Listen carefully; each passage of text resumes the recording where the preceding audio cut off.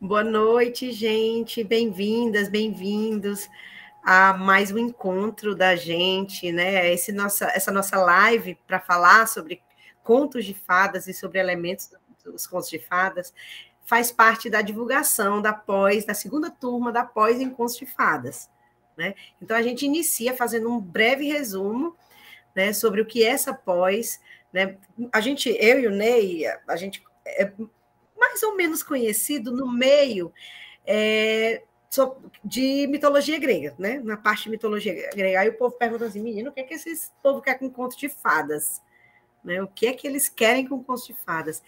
E é interessante, gente, como os contos de fadas... Hoje a gente vai falar de um elemento justamente, né, que perpassa pela mitologia, pelas mitologias, não só a grega, e pelos contos de fadas também. Né? Então, há mais aproximações de contos de fadas e mitologia do que a gente pode imaginar. Certo? Laura quer falar alguma coisa? A gente vai apresentar a grade...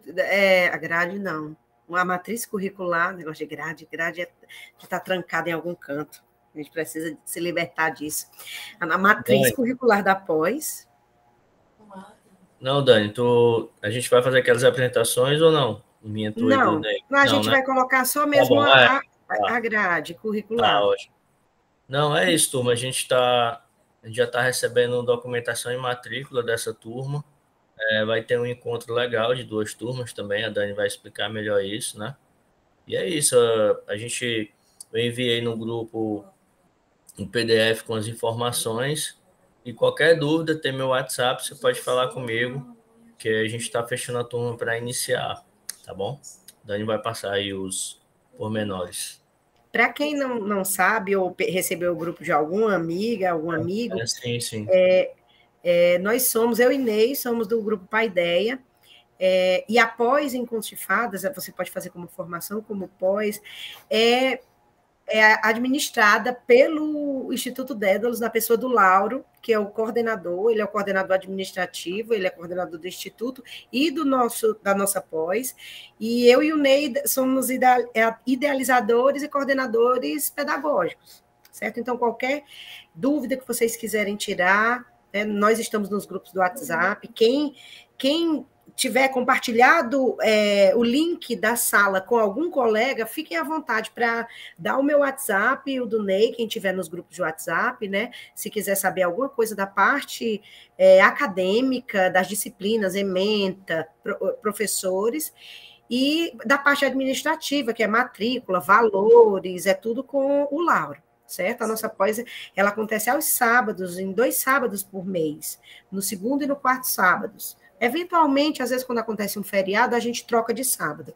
Mas a grande maioria das aulas acontecem às tardes de sábado, do segundo e do quarto sábado do mês. Inclusive, né, Dani?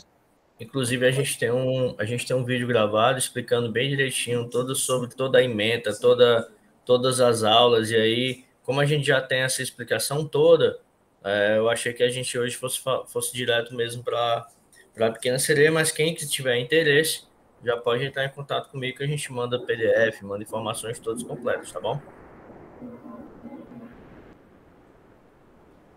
Pronto, o Roberto estava dando até uma assessoria no grupo, né, Roberto? No minuto tal eles falam sobre isso, eles falam dos valores da disciplina, né, das disciplinas, das matérias. Eu não chamar de disciplina, a gente tem que melhorar esse vocabulário da educação, né? Disciplina, parece uma coisa rígida e é uma coisa tão leve. E nós escolhemos falar sobre as sereias, né? A gente vai já se apresentar, tá, gente? Tu quer falar alguma coisa, Neizinho, antes da gente começar? Não, só reforçar que vocês podem interromper na hora que vocês quiserem, tá? Para fazer comentário, fazer pergunta. A gente gosta da participação de vocês, né? Então podem ficar à vontade para interromper, para fazer pergunta no chat, que a gente vai interagindo dessa forma, fica mais interessante, né? A gente vai fazer um recorte, né? Eu estava explicando para a Dani, se a gente fosse falar tudo que a gente encontra sobre a figura da sereia, a gente ia passar, acho que ia fazer um curso sobre isso, né? Então a gente fez alguns recortes na mitologia, nos contos de fadas e no simbolismo, para não ficar muito cansativo, né? e, de certa forma, apresentar um pouco para vocês como a gente trabalha, né, na pós, as referências que a gente traz e como a gente relaciona contos de fadas com outros assuntos. Eu e Neizinho, quando a gente idealizou o curso, né, o curso começou pequenininho, em parceria com o Instituto Dédalus, graças ao incentivo do Lauro, não, vamos fazer algo maior, a gente aumenta isso, vamos aumentar. E quanto mais a gente lia, quanto mais a gente estudava sobre o assunto, mais a gente aumentava o curso, o tamanho do curso, porque não dava para falar. Até que a gente decidiu montar após, né? Então, a gente montou toda a matriz curricular, ampliando aquilo que a gente já fazia. Né? Então, eu e o Ney, é claro, a gente dá muitas aulas no curso, porque muitas aulas são ampliações do que a gente já fazia, né? E a gente é muito apaixonado pelo curso, mas a gente tem um corpo de professores, um corpo docente maravilhoso, né? Muita gente parceira aqui da Universidade Federal do Ceará, né? E várias parcerias que a gente tem no corpo docente.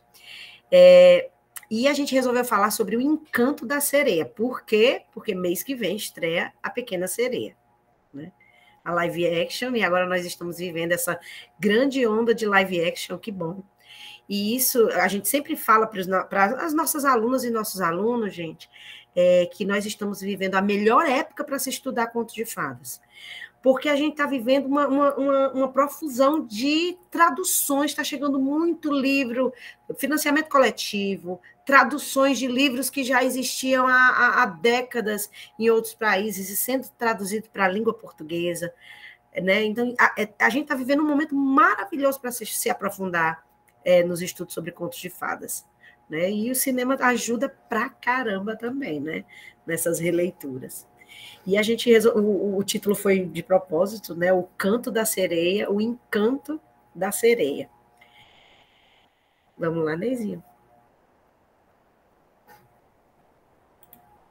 Eu me apresento ou tu me apresenta, eu te apresento? A gente sempre fica na maior dúvida, porque é uma coisa meio narcísica, né? A pessoa se apresentar.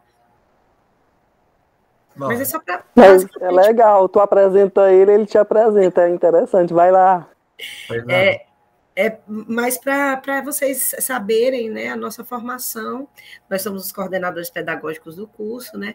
O Ney é doutorando em letras, meu colega de doutorado, mestre em computação, especialista em psicologia junguiana pelo Instituto Dédalus e graduado em computação.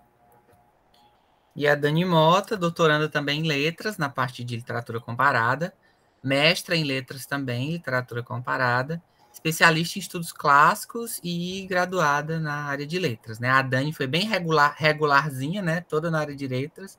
E eu dei uma fugida no começo para a parte da computação, mas depois me achei nas ciências humanas e estou nas ciências humanas desde 2009. E nós somos do grupo Paideia, para quem não nos conhece, e nós trabalhamos com mitologia grega há 16 anos, é um curso de extensão que tem na Universidade Federal do Ceará. Nós vamos até abrir matrícula para novas turmas agora, no próximo mês. E somos também grupo de teatro de bonecos há mais de 20 anos, né? E trabalhamos com contos de fadas, a princípio, oficialmente, de 2017 para cá, mas antes disso... A gente já falava sobre contos de fadas, né? Até a Candê está aqui, a Candê também trabalha com contos de fadas há muito tempo, fez uma especialização usando a história da Bela e a Fera, comparando a Cupido e Psique, que é justamente um texto clássico, né? De Apuleio, século I da nossa era, que vai contar a história de Cupido e Psique. Né? E essa história é justamente o arquétipo dos contos de fadas. Né? Os elementos da jornada da Psique e de Eros representam quase todos esses pontos, né, em comum que a gente encontra nos contos de fadas. Então, a gente já trabalha com esse modelo arquetípico dos contos de fadas há muito tempo no curso, que é justamente a história de Cupido e Psique. E a nossa ligação é muito forte com Cupido e Psique, que a gente tem uma peça do teatro de bonecos, que é Psique e Eros. Tem até a gente inventou de gravar na pandemia, inventou de cada qual gravar nas suas casas e fazer uma montagem que ficou bem louca, a palavra é louca mesmo. E está no YouTube da gente, depois se vocês quiserem espiar.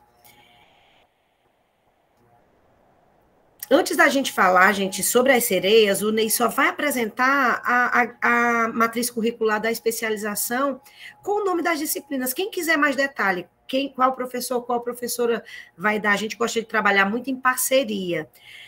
Sempre 2 professores, às vezes a gente chama uma terceira voz para falar também com a gente, e é muito interessante essa aula partilhada que eu e o Ney, a gente já costuma dar há muito tempo, né? E é sempre bom ter essas outras vozes. E se vocês quiserem saber sobre a bibliografia, a ementa de cada disciplina, e quem ministrará, pode falar com a gente, tá? Ou então veja o vídeo, né? O vídeo que o Lauro compartilhou aqui, que a gente é só explicando sobre a pós, tá bom? Então a gente vai falar assim dos grupos de disciplinas, né? A gente organizou o curso em 4 grandes momentos, né? 4 módulos. O primeiro módulo dessa nova turma, né, vai ser a relação de contos com outras áreas. Então a gente vai falar nas 3 primeiras disciplinas a relação dos contos com a psicologia e com a filosofia. E as outras 3 disciplinas desse módulo vão ser relacionados com alguns conceitos, algumas práticas para a parte de contação de histórias, né, preparação vocal, corporal, a utilização de teatro de animação, que é manipulação de objetos, de boneco, de sombras, todos esses elementos aí que podem ser utilizados também para a parte de contação de histórias, né? E aí o segundo, diz Dani. Ney, eu vou só dizer uma coisa antes do Ney continuar, gente. A gente pensou nesses 4 grandes blocos, né? E vocês vão ver que a gente fez uma alteração que ficou muito legal, porque quando a gente pensou existe um bloco todo introdutório no gênero conto de fadas e nos gêneros afins, né? E a gente pensou assim, não, essa é uma disciplina, esse bloco é ótimo para abrir um curso, que foi como abriu a turma 1.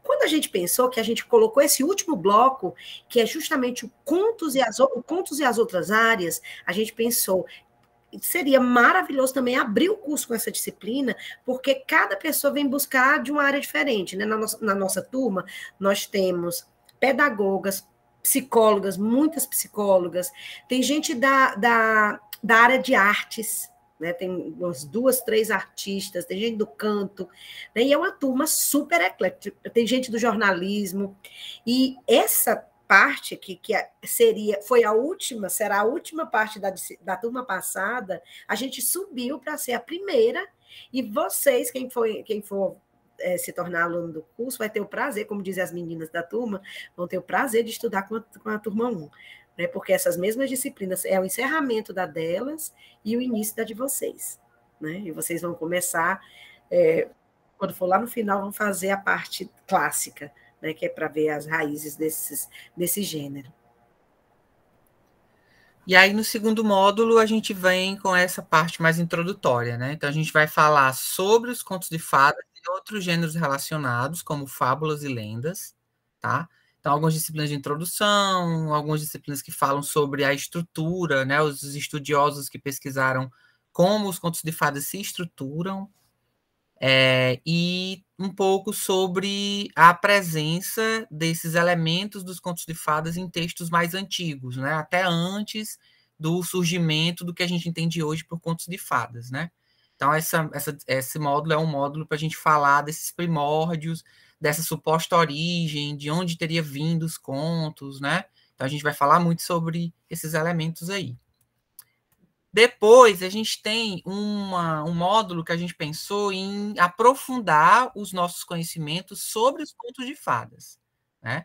A Vera perguntando se vai associar contos de fadas a Von Franz. Com certeza, na primeira disciplina, contos de fadas e psicologia analítica, vai ser eu e o professor Fernando, que também é professor da especialização em psicologia junguiana, né? A gente já andou conversando e já fechamos que basicamente vai ser Von Franz na veia, né?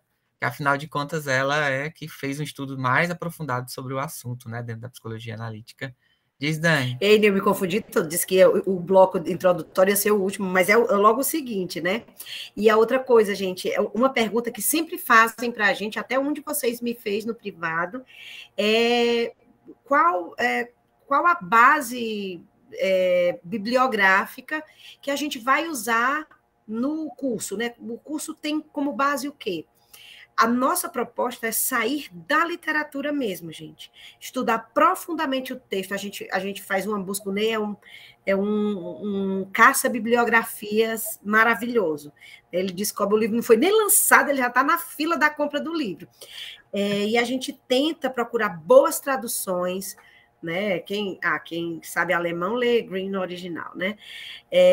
Quem sabe francês vai procurar os contos do Perrault no original. Mas a gente tenta buscar beber dessa fonte para que todas as teorias que venham depois elas venham com um chão, com um alicerce, que é a própria obra literária. O Ney fez uma pesquisa muito grande, antes da gente pensar, a gente, quando estava pensando na pós, o Ney fez uma pesquisa de pós-graduação no país inteiro. E todas, eu acredito que todas, eu não vou dizer todas, porque a gente generaliza e cai num grande erro, né? Mas todas as que o Ney pesquisou, elas tinham como ponto de partida a psicologia, e a partir daí é que se falava em contos de fadas. Né? Vai ter psicologia? Muita. Né? O Ney é um junguiano de carteirinha, né? Especialista, leitor, um profundo intérprete dos contos, desses elementos dos contos, né? Dos contos de fadas. Então, a gente vai ter muito psicologia, né? Mas a gente vai ter como base o texto literário, porque uma das nossas grandes falas, eu e Ney, uma das coisas que a gente bate muito nessa tecla é desse incentivo à leitura da obra, à leitura do clássico, né? É importante ler as teorias, é essencial, quem vai trabalhar com contos de fadas, ler os livros de análise de contos de fadas da Von Franz, né? Mas é importante que quando você entre em contato com essa teoria que ela traz para você, você já saiba, já tem a experiência de conhecer aquela história. Então, a gente vai ter como base a literatura, né, as referências literárias, para depois daí, né, ramificar, né, e beber de todas as áreas e levar os contos a interpretações de várias áreas. A Fernanda perguntou aqui a diferença entre o curso de mitologia comparada e o Contos de Fadas, né, oferecido pelo Instituto. A gente vai focar nos contos de fadas, especificamente, mesmo quando a gente vai fazer uma viagem ao redor do mundo, né? Mas a gente vai focar nos contos, enquanto que a mitologia comparada vai focar mais nos elementos religiosos, mitológicos, de fundação de uma determinada cultura, né? Então, enquanto a mitologia vai se aprofundar nos elementos da mitologia, da religião, da cultura, dos hábitos daquele povo. No Contos de Fadas, a gente vai trabalhar os elementos textuais entre aspas, né? As histórias, né? As histórias folclóricas, as histórias populares, né? As fábulas, as lendas de um determinado local, né? Que o último módulo, a gente sai da Europa, né? Porque contos de fadas, quando a gente fala em contos de fadas, a gente lembra muito da Europa, porque a gente tem como representantes principais dos contos de fadas os irmãos Grimm, né, o Perrault, esses autores mais famosos que são da Europa, né, Alemanha, França, etc.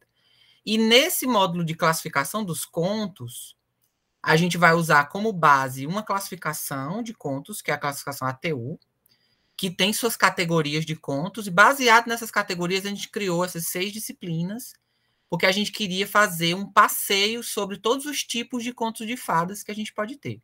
Contos de animais, contos de magia, contos com seres malignos, religiosos, realistas, anedotas e contos de fórmula. Só que a maioria dos exemplos que a gente vai trazer para vocês são exemplos da Europa, né? Exemplos principalmente dos Grimm, Perrault e outros autores mais conhecidos, mas que às vezes você não conhece. Você conhece algumas histórias e não conhece todas. Então, o objetivo desse módulo é a gente se ampliar o nosso conhecimento sobre contos. E como esse módulo vai focar muito em contos europeus, que é a grande quantidade de contos que a gente tem disponível, a gente não achou interessante ficar somente na Europa. Então, a gente decidiu também fazer uma viagem ao mundo para falar de contos de outros lugares, né? Então, a gente vai ver outros países da Europa, vai ver contos de fadas brasileiros no nosso folclore, contos americanos e africanos, contos orientais e também as últimas 2 disciplinas vamos trabalhar com esses elementos na atualidade. E aí a gente fala de filmes, livros, jogos, séries, quadrinhos, mangás e vários outros tipos de produtos culturais que a gente tem hoje em dia. Né? Então, o objetivo da pós é trazer uma base teórica para vocês, mostrar a relação dos contos com outras áreas, aprofundar nos conhecimentos dos contos, tanto os contos clássicos, que são os contos europeus, quanto contos desconhecidos também de outros lugares do mundo, ou até conhecidos, né, de outros lugares do mundo também. Então, assim, a gente acha que a gente fez uma viagem, né, nesse universo de contos de fadas da forma melhor que a gente achou, né, trazendo para os alunos essa diversidade de histórias, de narrativas, e a gente fala muito também dos aspectos simbólicos, representativos, discute muito, né, as diferenças dos tipos de contos de cada lugar ou de cada estilo e as características desses elementos. Ok? Agora a gente vai começar a falar sobre a figura da sereia. A gente organizou falar um pouquinho da sereia na mitologia, para a gente ver onde é que esses seres, né, surgem nas histórias mitológicas, no contexto mitológico. Depois a gente vai para os próprios contos, falar um pouco sobre a figura da sereia nos contos de fadas, e depois a gente vai falar um pouco sobre o simbolismo da sereia. Lembrando que é um recorte, né? Não tem como a gente falar de tudo, é um conteúdo bastante amplo. A sereia é uma figura que aparece muito, tanto nos contos quanto na mitologia, né? É um elemento, como a Dani disse, que vai conectar essas 2 áreas aí com bastante profundidade. E a gente fez algumas seleções só para a gente trazer para vocês um vislumbre, né, de como a gente trabalha na pós. Tá? Então, eu vou começar com a figura mais conhecida, né, do universo da sereia, que é a sereia grega, né, a sereia da Grécia e de Roma. Por mais que visualmente a gente conheça mais a sereia celta, né? Aquela figura do ser com cauda de peixe, né? É uma característica mais celta. A sereia grega, ela tem uma característica mais de ave, né? Pois é, sereia com asas, exatamente. Na mitologia grega, as sereias elas nascem de um rio, Aqueloo, com a musa Melpomene. E elas variam de quantidade. Alguns dizem que são 5, outros que são 4, mas o mais conhecido é que são 3. Piscínoe, Aglaupe e Teuxíope. Elas seriam companheiras da Perséfone, né, a Prosérpina romana, que quando a Perséfone é sequestrada pelo Hades, né, quando é levada ao submundo, aí tem algumas versões. Em uma das versões, elas se suicidam por causa do rapto da companheira. Em outras, elas teriam pedido aos deuses asas para poder procurar a Perséfone, já que ela estava desaparecida. Né? Então, elas vão passar por essa metamorfose e vão se transformar nesses seres alados, ou por uma morte, né? Por ter morrido e os deuses se apiedado do sacrifício que elas fizeram, ou por esse pedido aos deuses para buscar e para procurar a Perséfone. E elas são descritas como seres de feições de virgem e corpo de ave, com essa habilidade de encantar com a sua voz, com o seu canto. Né? E elas vão ser obstáculos de diversos heróis, principalmente dos argonautas, na jornada do Jasão em busca do Velo de Ouro, que eles vão conseguir passar pelas sereias sem morrer, porque o Orfeu vai tocar sua lira e vai abafar o canto das sereias, mas mesmo assim um dos argonautas vai se jogar no mar e vai morrer. E o Odisseu, né, que vai ter a oportunidade de ouvir o canto das sereias sem ser destruído por ele, porque ele vai ser amarrado ao mastro do navio. Né? A Circe vai dar essa recomendação para ele. Se você quiser ouvir o canto da sereia, você tem que amarrar, pedir para os seus companheiros lhe amarrar no mastro do navio e dizer para eles que eles não podem lhe soltar em hipótese nenhuma. Aí a gente vai ver um trechinho da Odisseia, onde a gente vai ver esse aparecimento da figura das sereias, né? Então a gente tem essa escultura aí, né, que é esse ser com asas, tá? Aqui é uma das representações mais clássicas, né, da jornada do Odisseu amarrado no mastro do navio e as sereias aí, né? E a gente vê esse pássaro com rosto de mulher, certo? E aqui eu trouxe 2 trechos da Odisseia, só para a gente ver como é que as sereias aparecem aí na obra do Homero, né? Que é uma das obras mais antigas que a gente tem no Ocidente, né? Primeiramente, hás de ir ter as sereias, que todos os homens que se aproximam dali, com encantos prender tem por hábito. Quem quer que por ignorância vá até as sereias e com o canto delas ouvir, nunca mais a mulher nem os tenros filhos hão de saudá-lo contentes, por não mais voltar para casa. Enfeitiçado será pela voz das sereias maviosas. Elas se encontram num prado, ao redor se lhe vêem muitos ossos de corpos de homens desfeitos, nos quais se agrouvinha a epiderme. E isso é a Circe, né, avisando para o Odisseu que ele vai passar por esse lugar das sereias. E o que é que as sereias dizem para o Odisseu? Né, quando o Odisseu está passando por elas, que foi o único que ouviu, elas dizem o seguinte: vem para perto, famoso Odisseu dos Aquivos orgulho. Traz para cá teu navio, que possas o canto escutar-nos. Em nenhum tempo ninguém por aqui navegou em nau negra sem nossa voz inefável ouvir. Qual dos lábios nos soa. Bem mais instruído prossegue depois de se haver deleitado. Todas as coisas sabemos que em Troia de vastas campinas, pela vontade dos deuses, troianos e argivos sofreram, como também quanto passa no dorso da terra fecunda. Então elas vão prometer para o Odisseu sabedoria, porque elas falam que elas conhecem todas as coisas, que elas sabem todas as coisas, né? Mas aí é uma sabedoria, talvez, que o ser humano não consiga dar conta, né? Porque os homens que se ativeram a ouvir o canto das sereias foram destruídos, né? Então é um conhecimento, mas é um conhecimento que cobra-se um preço, né? E aí a figura, talvez, que a gente mais conhece como a figura da sereia... Gente, eu tava pensando o tempo todo na Melusine, tu acredita? Eu sou fã dela. Pois aí está ela, né? Uma personagem da mitologia celta, né? É a sereia que a gente está mais familiarizado, né? Porque ela vai se fortalecer a ideia desse ser metade peixe ou serpente, né?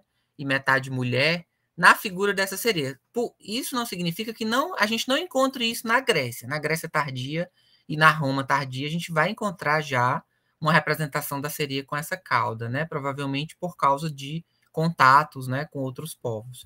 Mas a Melusina, que vai ser essa representação da sereia da cultura celta, seria esse espírito feminino das águas doces, metade peixe ou pássaro, e às vezes com asas. Então não é tão estranho uma figura de uma sereia com asas, né? Que a própria Melusina, em alguns casos, ela podia aparecer de forma alada também, né? É uma entidade que é muito confundida também com a fada de lagos ou rios, né? Que é a Guragedianum. Então, alguns textos aproximam a figura da Melusina à figura de uma fada. Então, a gente tem esse aspecto mágico também relacionado com a figura da Melusina.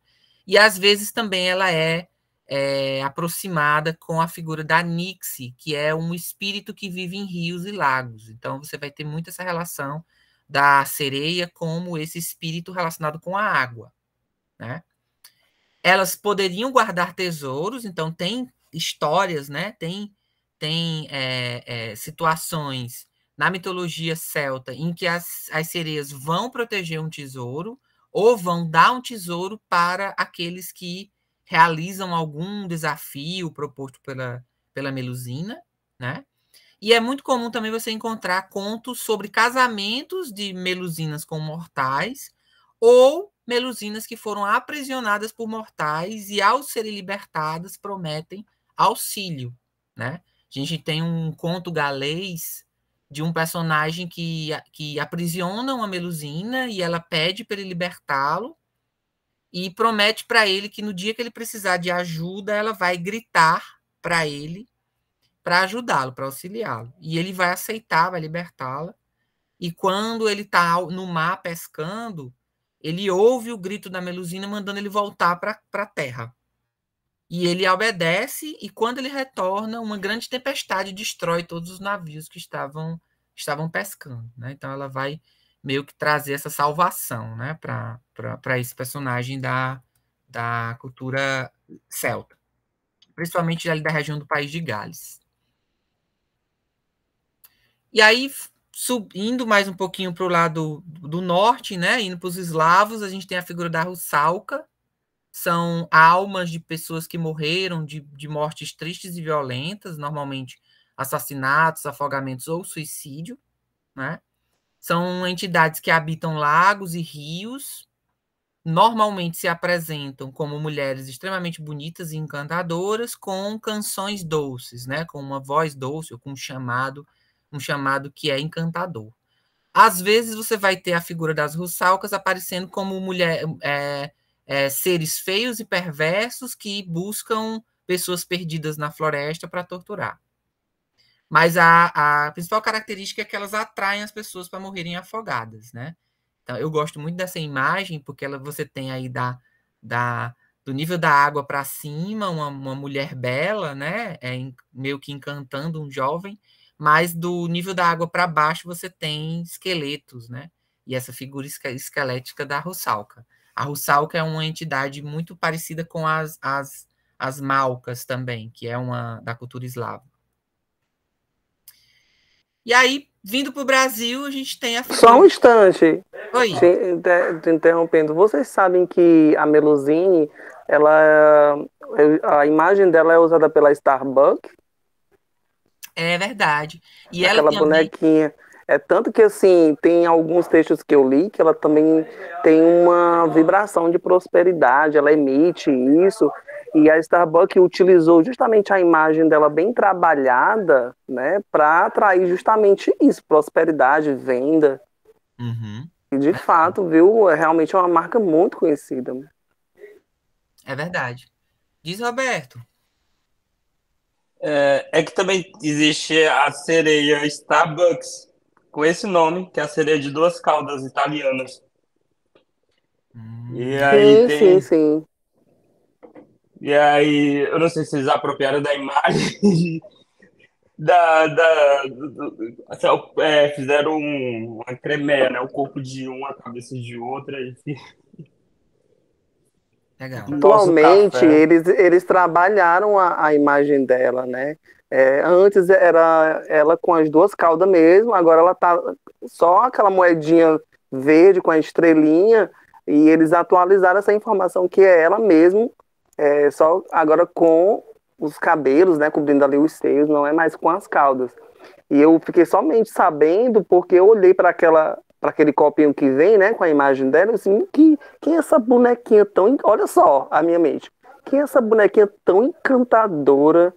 Eu ficava tão encantado com aquela imagem que eu fui pesquisar. Aí foi que eu saquei, e lá tinha todas as informações do porquê que eles colocaram ela e tudo, para você ver o simbolismo que as marcas utilizam, né?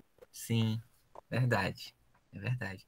E ela tem assim, ela aparece muito com um aspecto mais positivo, né?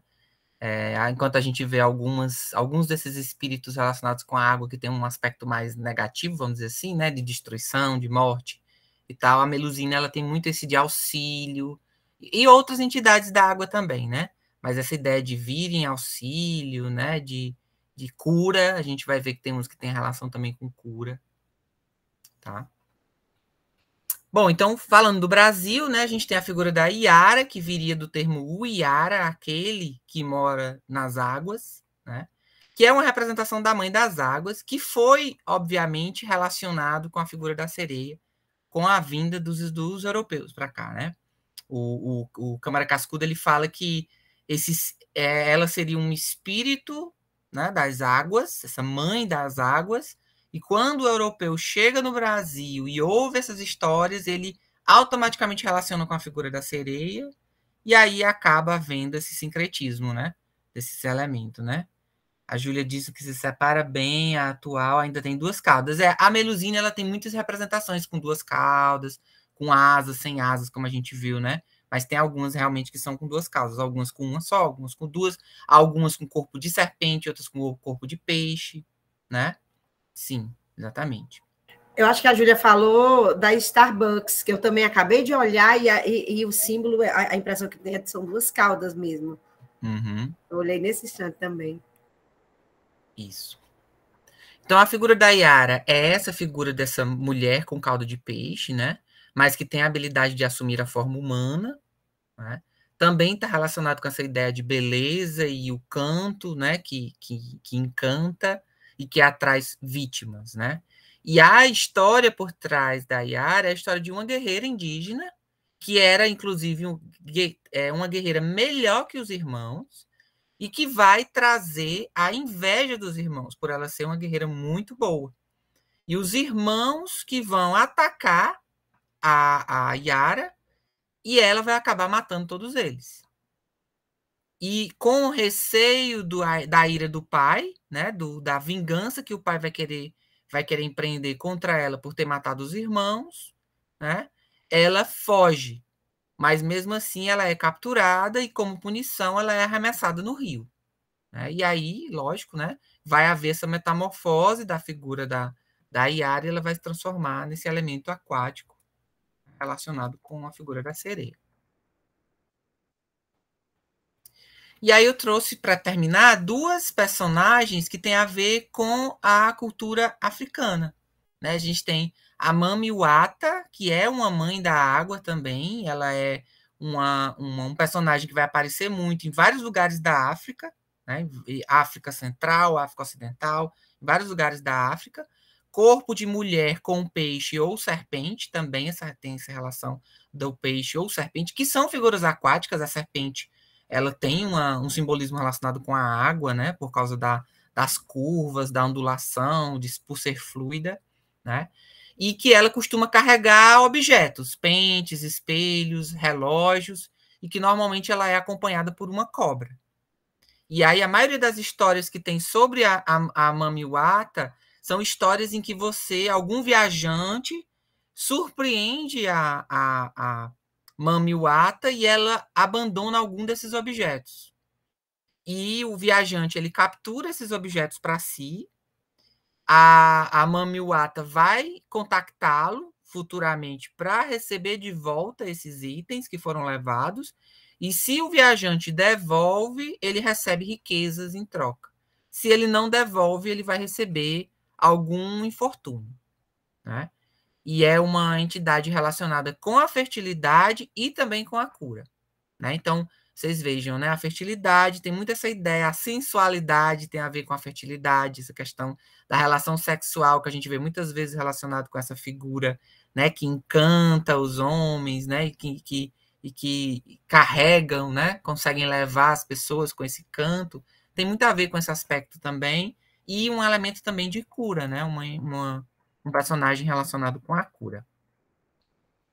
E a última é uma personagem da Angola, a Kianda, né? Ou Dandalunda, que é uma deusa do mar e das águas, e ele, na maioria das vezes, é representado na forma de uma sereia, né? Com metade corpo de mulher, metade corpo corpo de peixe, né?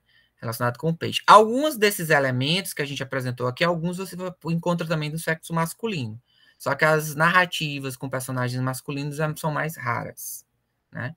E é uma protetora dos pescadores também, né? E eu achei legal trazer 2 personagens da África, de África, porque quando foi anunciado no novo filme, né, a figura de uma sereia negra, né, houve muitas críticas na internet, que não estava certo, que não fazia sentido, mas a gente tem representações de seres, sereias, né, desse formato de metade mulher, metade peixe, também no continente africano. Né? Então, não é talvez desconhecido para a gente, mas não necessariamente é algo que foge muito da figura desse elemento da sereia. Né? Então, eu achei legal também trazer esses elementos. E, claro, existem muitos outros em diversas culturas, no Oriente, na América como um todo, na própria Europa, na Ásia, na Oceania também. A gente tem alguns relatos, algumas histórias de personagens similares à figura da sereia na Oceania, dos Maori.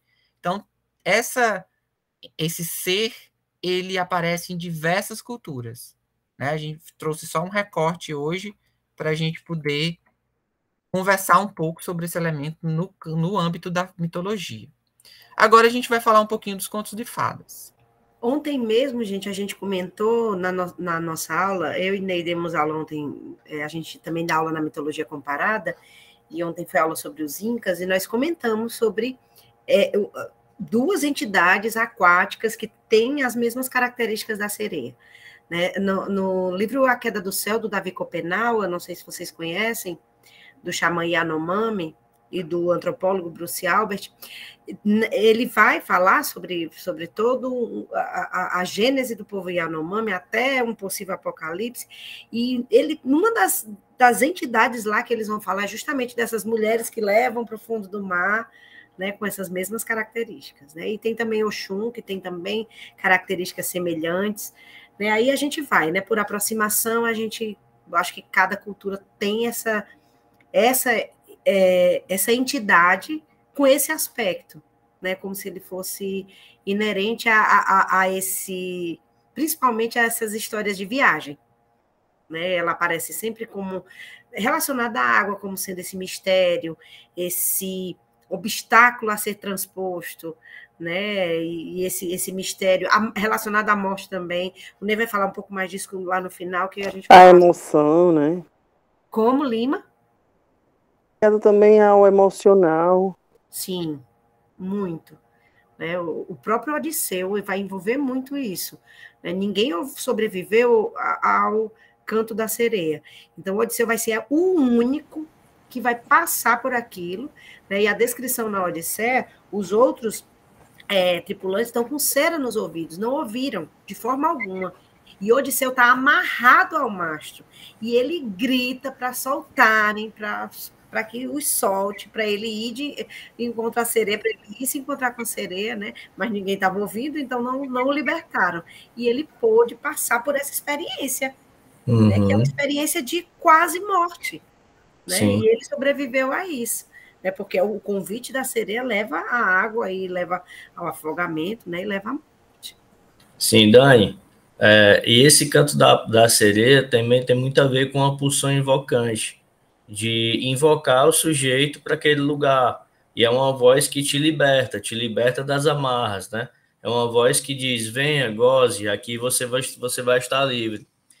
Tem até uma passagem que um dos tripulantes chega para ele e fala, deixa eu ir, mas você vai ser levado para a sereia. Eu nunca tive nada de bom na minha vida, deixa eu só viver esse momento.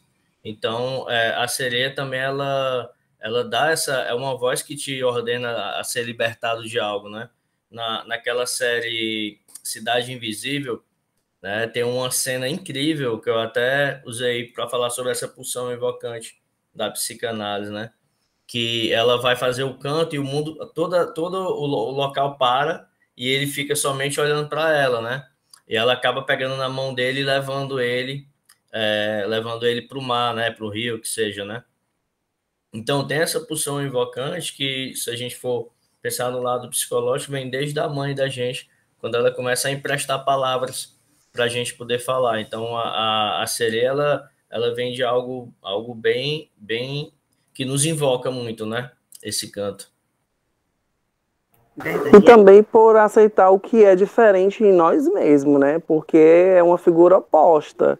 Então, vem a ser libertadora porque convida a gente a aceitar o que é diferente em nós, o que é não compreendido, e liberta porque a gente está lidando com uma figura que é diferente da gente, né?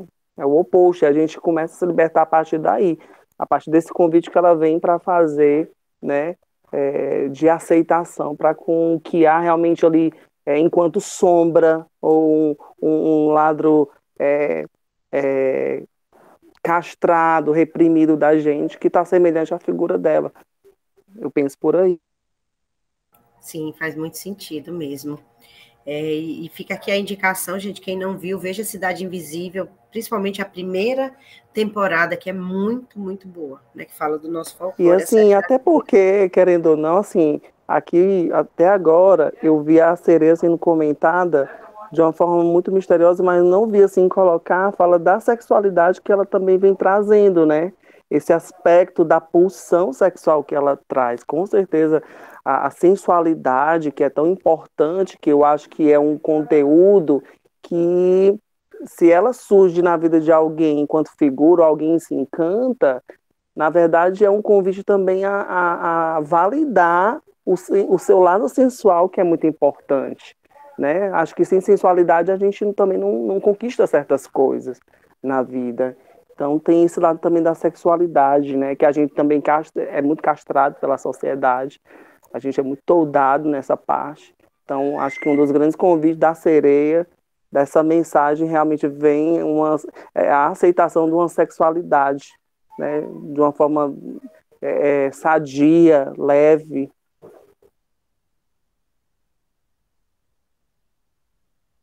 Fala, Roberto.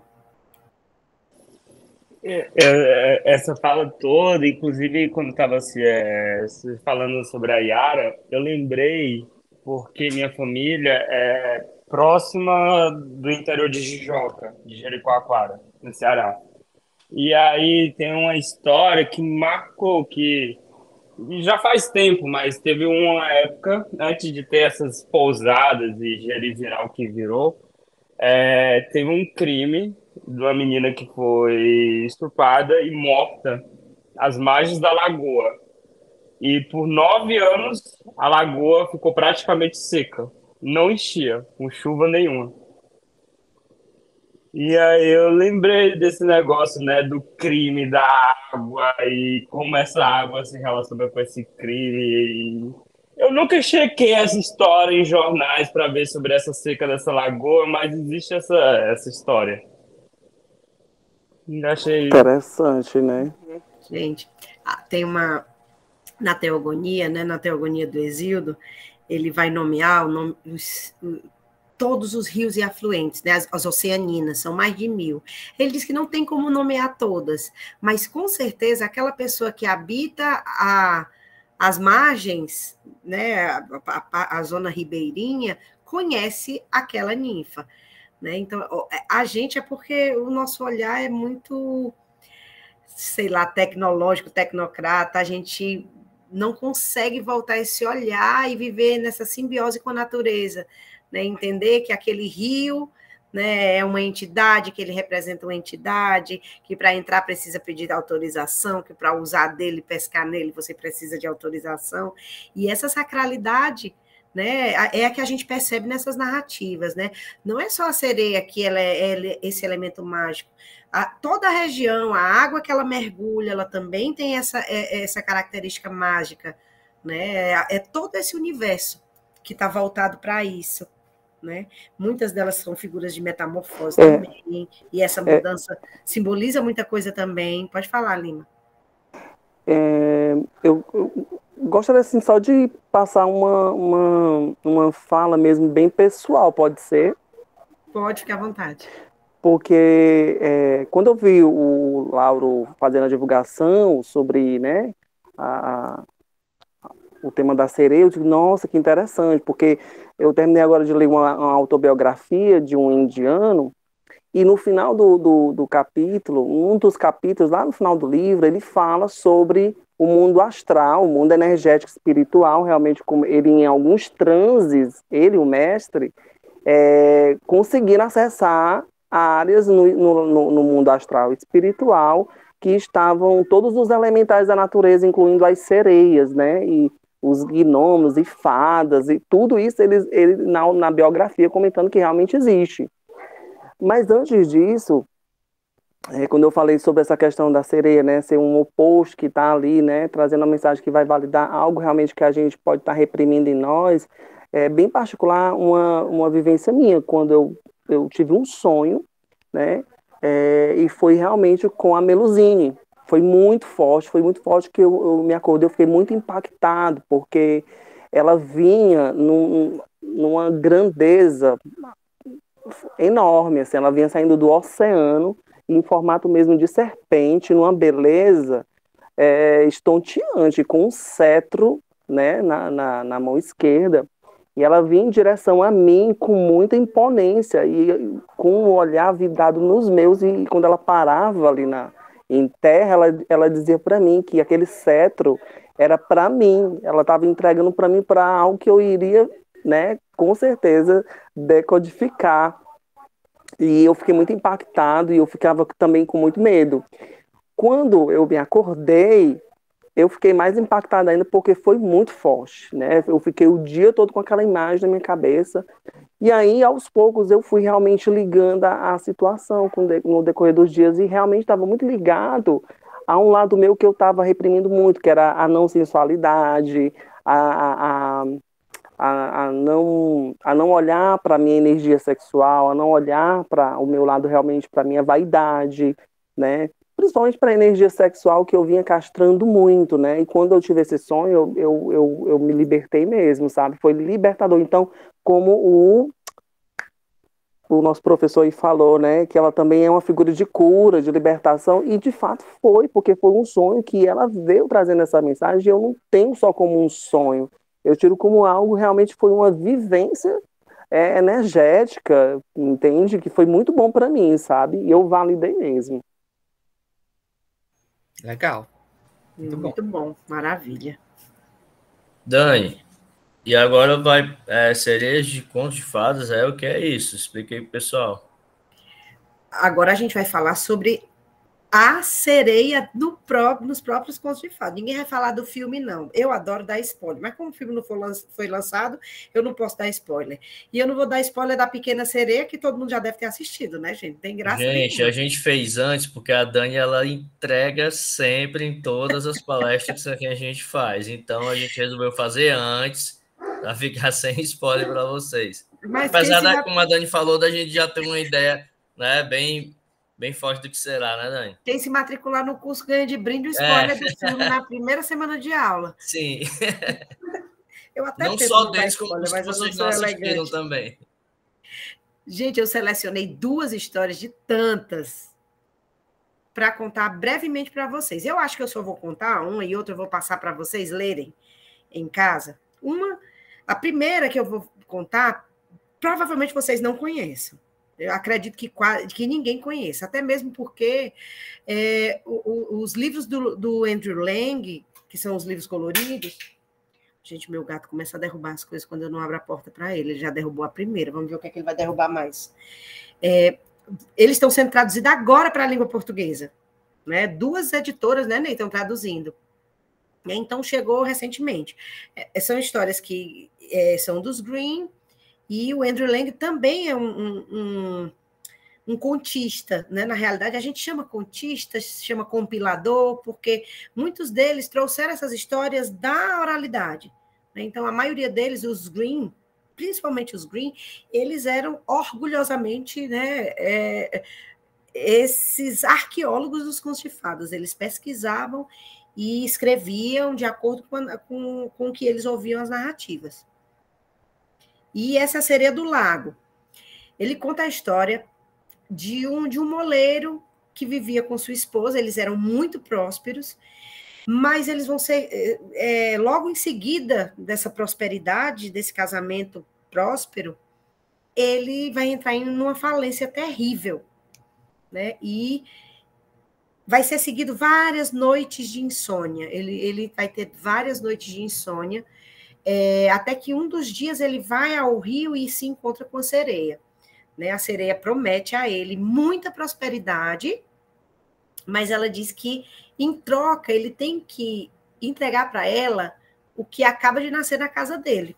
Aí ele, tudo bem, não nasceu nada lá em casa, nenhuma plantinha eu plantei, mas, gente, para a surpresa dele, quando ele chega em casa, a mulher está em trabalho de parto e nasce um filho. Né? Ela vai cumprir, lógico, ela vai cumprir com a promessa, ele vai prosperar, mas ele vai fazer de tudo para que o filho se distancie do rio. né? Me lembra muito essa história, me lembra muito a história de Narciso, né? Que não pode vai viver por muito tempo, até se contemplar, né? Contemplar a própria figura. E ele vai fazer com que o filho se distancie do rio. Até que o filho vai crescer, ele não vai ter mais controle sobre o filho vai virar caçador. E numa das perseguições a uma caça, a uma corça, ele vai justamente na direção do rio. Pode passar, Neizinho. E a sereia, na mesma hora, captura esse rapaz. E ele tinha acabado de casar, gente. O rapaz tinha acabado de casar. E a noiva sai em busca do marido, roda a cidade inteira, até que ela fica num cansaço tão gigante que ela cai em sono. Né? E ela começou a miar agora, o gato, gente. Começou a miar para eu abrir a porta. Eu vou ignorar.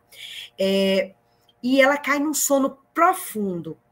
E esse sono vai gerar um sonho.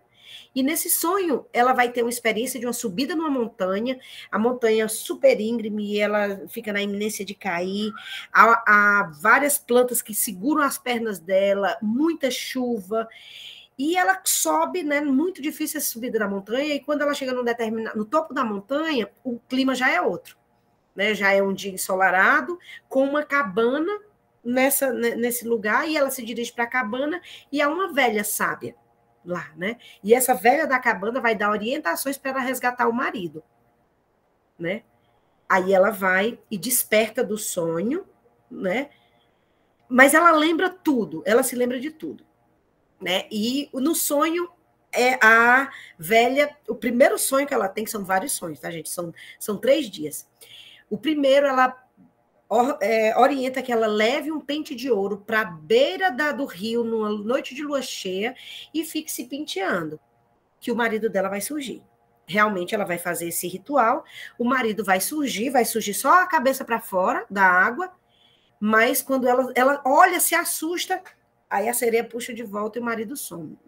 Ela vai dormir de novo, vai ter outro sonho, vai subir na montanha, vai se encontrar com a velha sábia, e a velha vai dar todas as orientações para ela, mas agora ela tem que levar uma flauta e tocar essa flauta. Né? Ela vai, espera a próxima lua cheia, aí ela vai, toca a flauta, e o marido dela aparece, assim, quase metade do corpo, bota o corpo para fora da água, e ela, quando tenta correr para o marido some. Aí vai se repetir o sonho com as mesmas orientações, só que agora ela vai levar uma roca. Ela tem que tecer à beira do rio. E nesse momento que ela tece, ela já estava mais espertinha, né? Quando ela teceu, que o marido saiu inteiro, ela puxou o marido, né? Pode passar nesse. E no que ela puxa o marido, a sereia entende, né? Ela foge com ele, sai correndo. A sereia entende que perdeu aquela presa, aquela promessa que foi feita a ela, e ela gera um dilúvio. Né? O rio, a água do rio vai toda inundar todo o vilarejo. E os dois vão se metamorfosear em sapo e rã, e eles vão se perder um do outro. E vai haver esse desencontro, depois de muito tempo, a água vai secar, eles vão retomar a forma humana, e ambos vão virar pastores, cada qual no seu campozinho, né? Pastoreando suas ovelhinhas. Até que um dia eles vão se reencontrar. Na primeira vista, eles não se conhecem, né? Mas vai haver um reconhecimento, né? Ele vai tocar uma música, que provavelmente é a mesma música que ela tocou para chamá-lo de volta, e ela vai lembrar dele. Né? Esse desconhecimento dos dois e depois esse reconhecimento é bem mágico mesmo, não é simplesmente, eu esqueci daquela pessoa. Parece que eles estavam envoltos nesse clima de magia mesmo. Mas essa música vai resgatar os dois, né? E os dois vão se reencontrar. Conheciam essa história, gente? Não, né? Ela é bem interessante e angustiante. É linda. Uma história linda. Linda, linda, né? Apaixonante. Muito linda ela. Assim como é a vida real.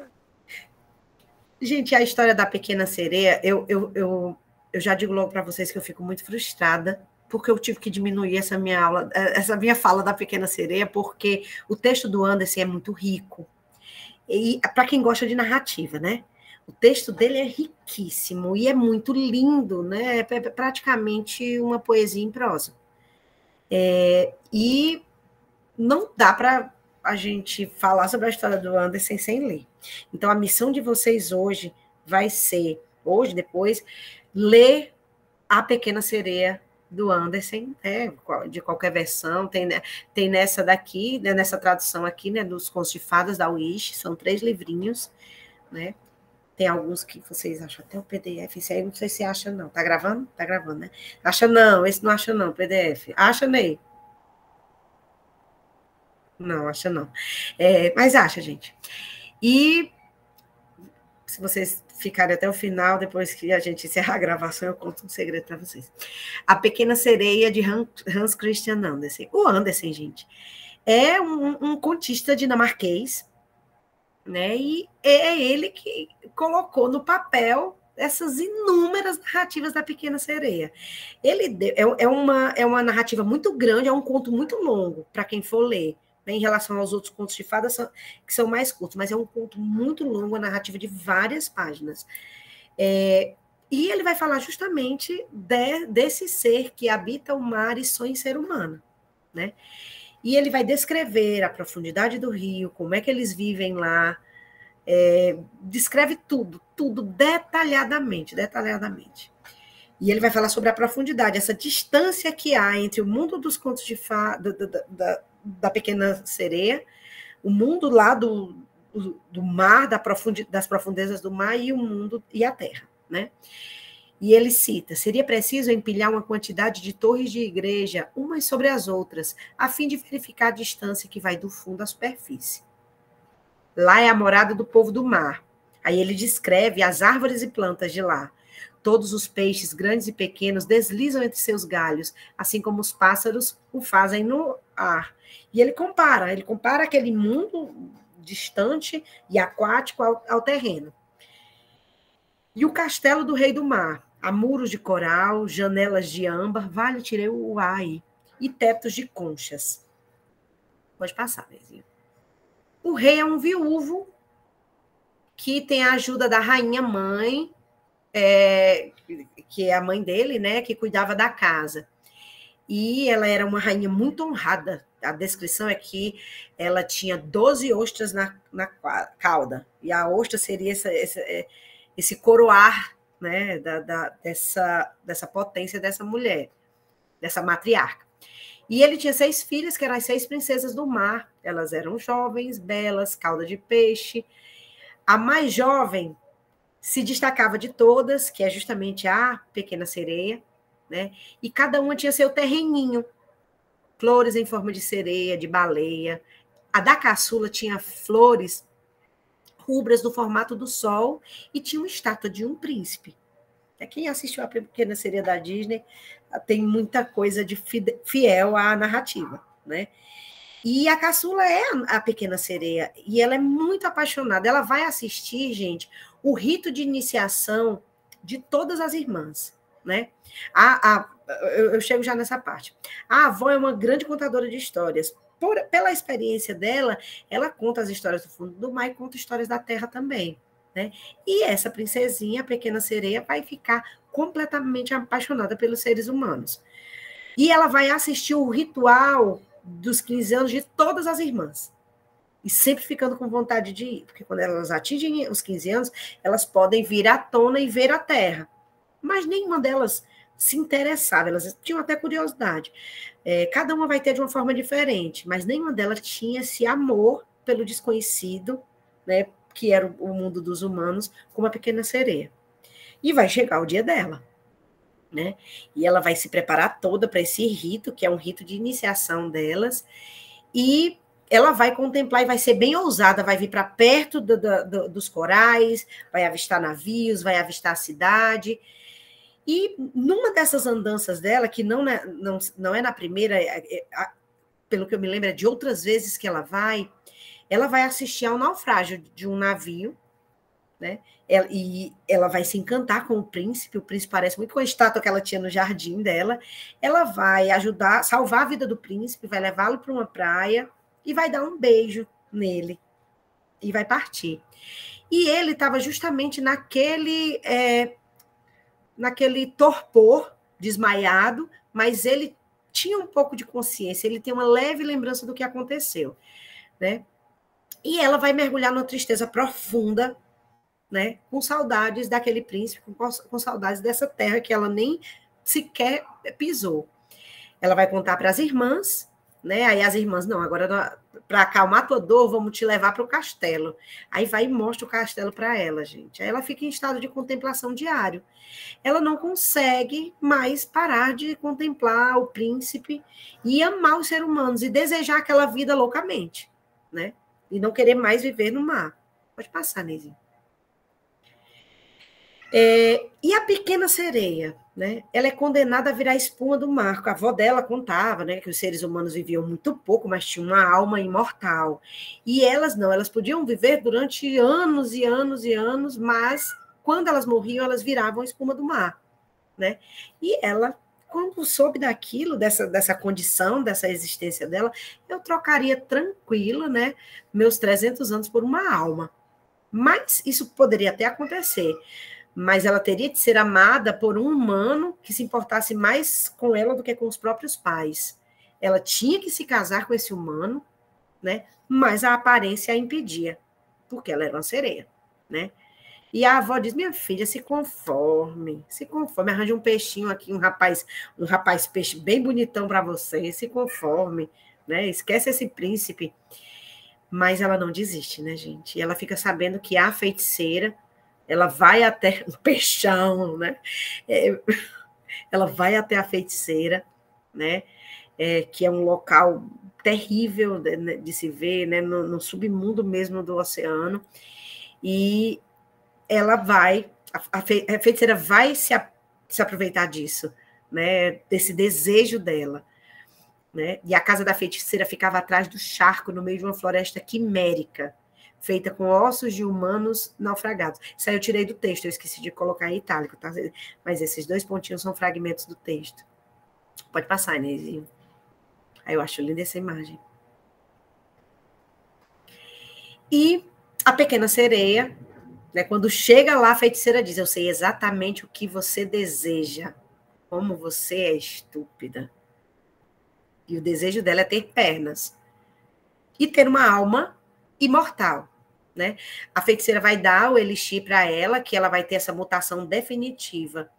E uma coisa que, é claro, o desenho da Disney não mostraria, ou se mostra, eu não me lembro, mas não mostra a gravidade do problema, é a dor, né? A pequena sereia, ela está associada à dor constante, né? Ela canta, né, o canto da sereia, e ela vai doar, o preço dessa metamorfose é a voz. Ela não vai mais cantar nem falar, mas ela vai virar uma exímia bailarina. Mas toda vez que ela pisa no chão, ela sente a dor do corte. É como se a cauda dela tivesse sido cortada para que nascesse as 2 pernas.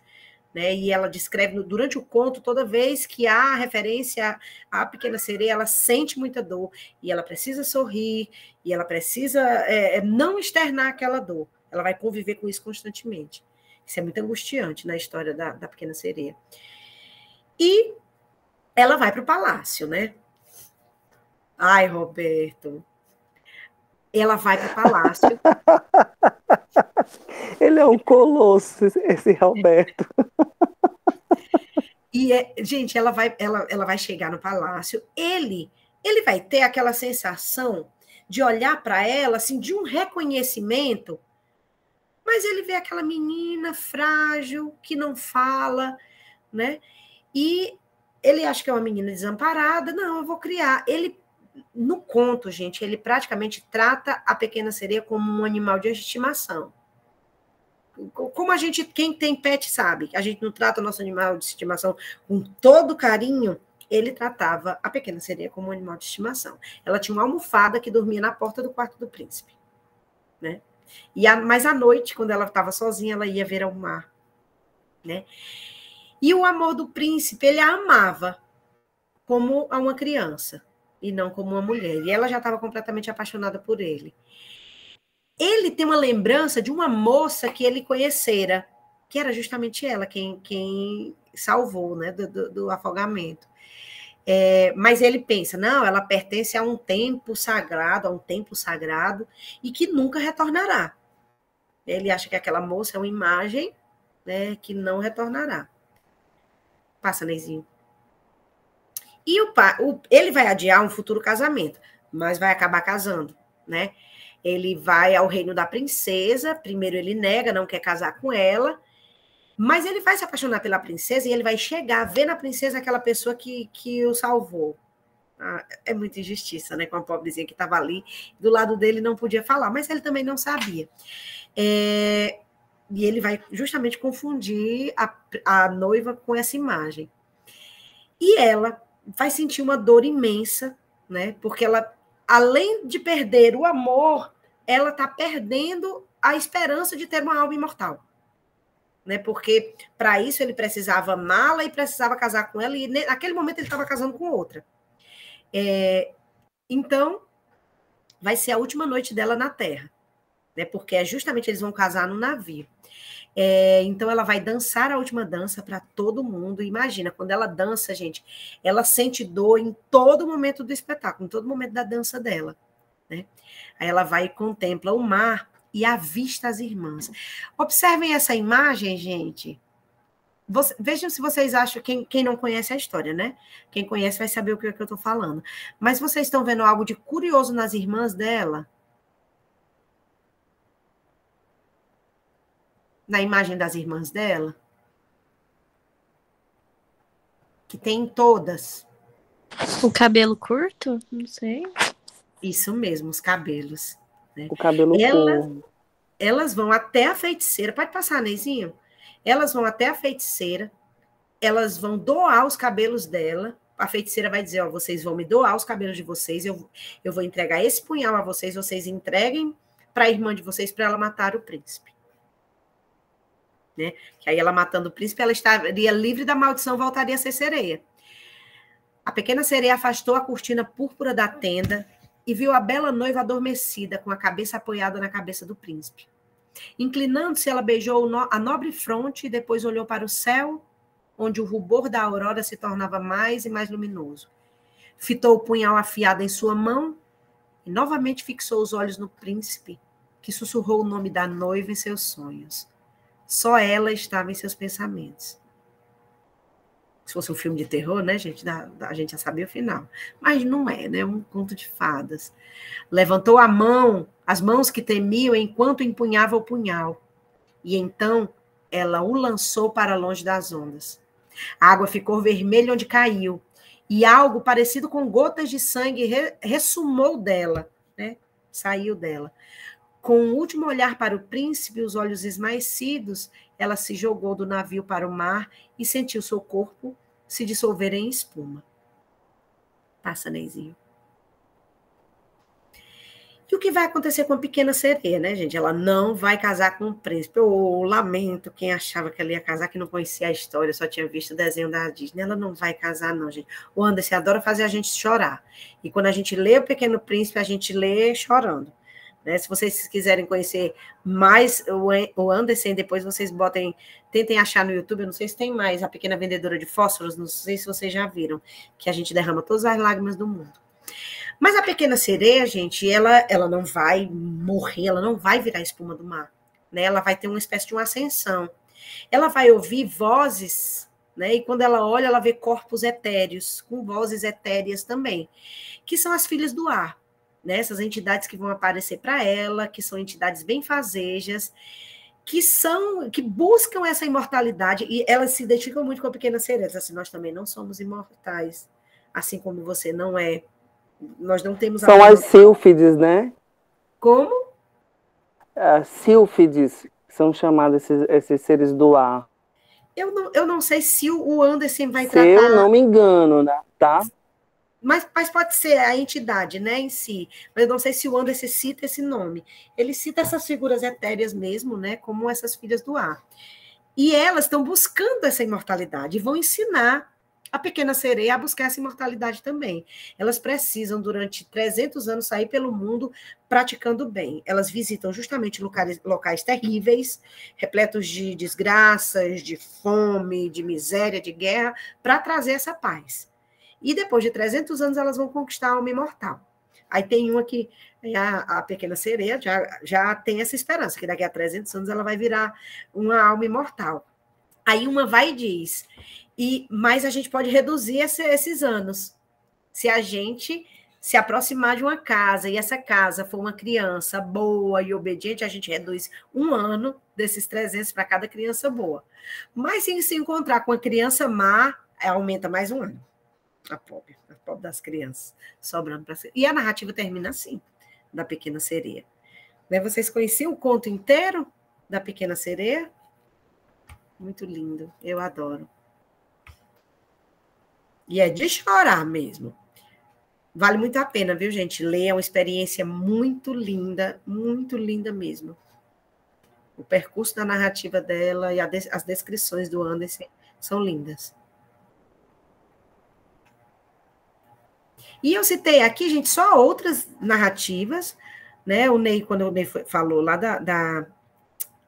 das disciplinas da pós, que um dos blocos, né, das disciplinas a gente tomou como norte a classificação ATU, que o Ney é expert, caçador das referências da classificação ATU, é muito interessante porque ela vai dividir em temáticas. Então, isso proporciona a gente achar histórias que têm a mesma temática. Aí a gente vai pesquisar a fonte, vai atrás dos livros, e nessa mesma linha de sereias tem uma história norte-americana, né, que se chama Neuwas, a sereia. Tem também a Sereia Dourada dos Green e do Anderson,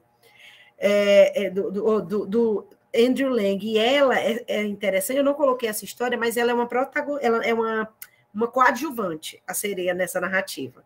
Mas ela é muito importante para o desenrolar da história.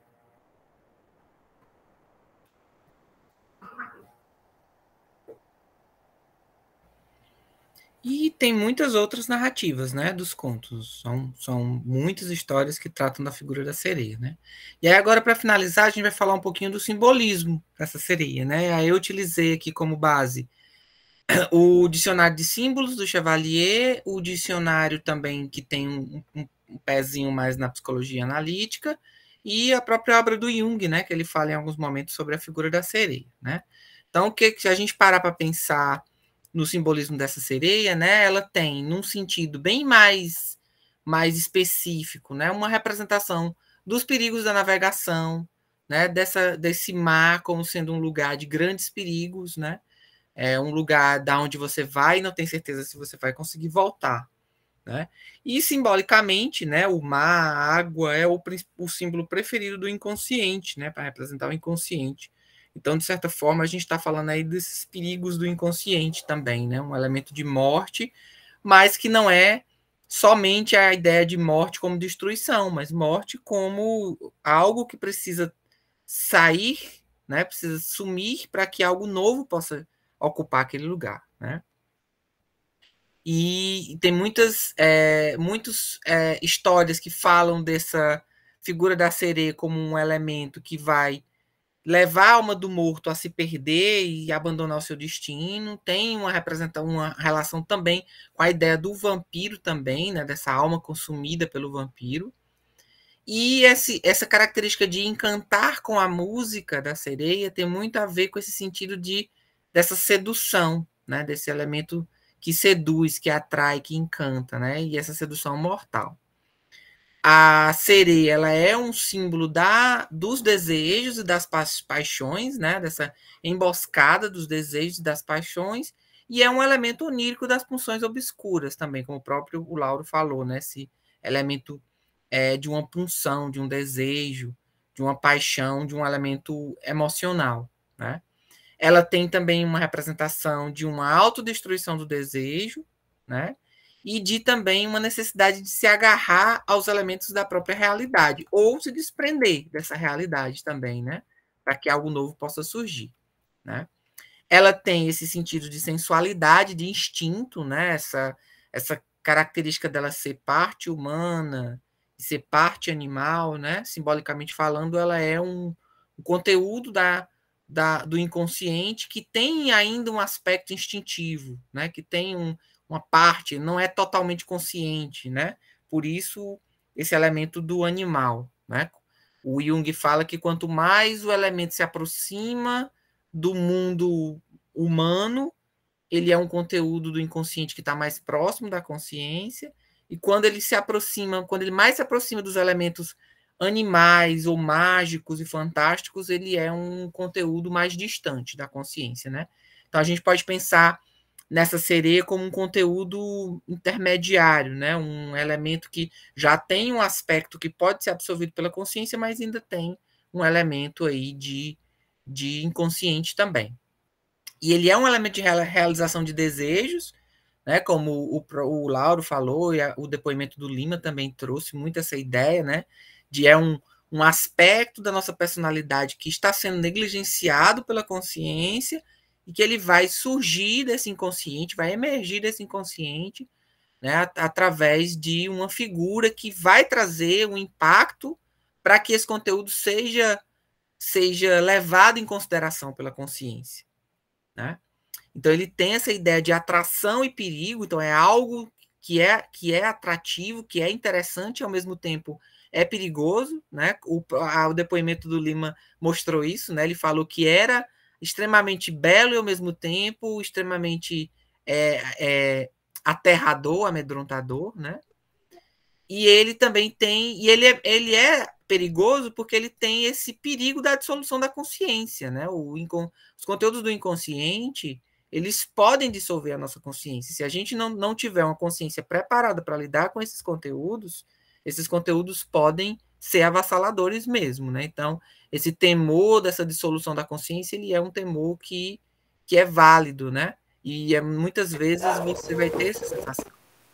Assim, Claudinei, quando a Meluzinha apareceu no sonho para mim, eu tinha um certo medo, porque ela vinha com uma carga assim, velada, mas que eu conseguia sentir intuitivamente no sonho, de uma tremenda responsabilidade com algo que ela vinha trazendo ali naquele cetro, que simbolicamente, ao longo dos dias, eu fui decodificando isso e eu realmente entendi, né? E fez sentido, e é uma tremenda responsabilidade mesmo, porque quando eu tratei da minha sexualidade, eu não liguei mesmo a questão de não assumir ou não viver a sexualidade, mas no tocante à minha própria autoestima, a não querer me destacar em determinados momentos, em situações que, para mim, profissionalmente, como pessoa, é muito importante. E a questão da vaidade, da sensualidade também, eu renegava muito. Então, quando isso veio, né, quando eu vi isso na imagem, não foi um medo, mas foi assim uma tensão mesclada com medo por conta dessa responsabilidade que ela vinha. E assim, eu senti que realmente é uma figura de muito poder, que está ligada a um encanto realmente, se não tiver cuidado, como você mesmo disse, a pessoa não estando preparada, eu acho que realmente se desestrutura. Exatamente. É tanto que eu falo muito que às vezes tem algumas pessoas que vendem, né, esse autoconhecimento, esse mergulho no inconsciente como algo belo, né, lindo de se fazer, maravilhoso, mas se a gente não estiver preparado para lidar, a gente pode ser destruído por isso, né? E é um conteúdo que vai trazer... E agora a gente... E a gente vê muito agora, né? A gente vê muito, assim, o pessoal do holismo vendendo muitos cursos de autoconhecimento, falando sobre o uso dos arquétipos, para ativar isso, aquilo e tal, tarará.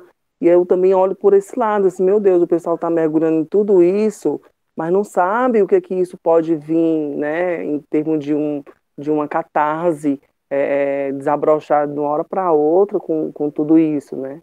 É muito forte mesmo. Isso vai trazer necessariamente uma reestruturação na consciência que às vezes você não está disposto a fazer, né? Então, esse perigo de morte, ele é uma morte que pode ser benéfica, porque abre espaço para que novas coisas surjam, mas que pode ser destruidor também, pode ser avassalador. Então, realmente é um conteúdo que tem que se levar com extremo cuidado, né? E com responsabilidade, como você mesmo falou. Então, essa figura da sereia, ela representa um aspecto inconsciente que quer se tornar consciente. Por isso que ela tem essa dualidade, né? De humano e de animal, né? De instinto e de uma aproximação mais próxima da própria consciência, né? E o dicionário fala que ela é, ao mesmo tempo, emotiva e fria. Ela tem uma dualidade, como todos os elementos simbólicos do inconsciente, eles são revestidos de uma dualidade. Então, ao mesmo tempo que você tem esse aspecto emotivo, você também tem essa característica da ausência de emoção também, né, relacionado com essa figura que, dependendo da situação, vai pender para um lado ou para o outro, de acordo com a necessidade que aquele conteúdo quer trazer, que tipo de compensação aquele conteúdo quer trazer para a consciência. Certo?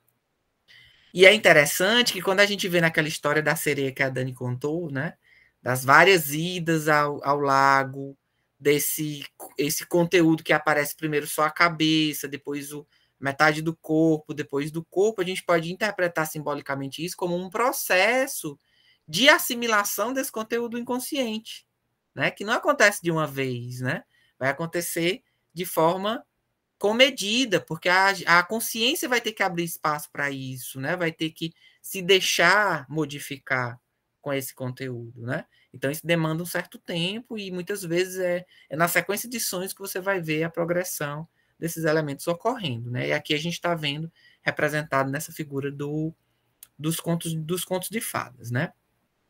E era isso que a gente queria trazer para vocês, né?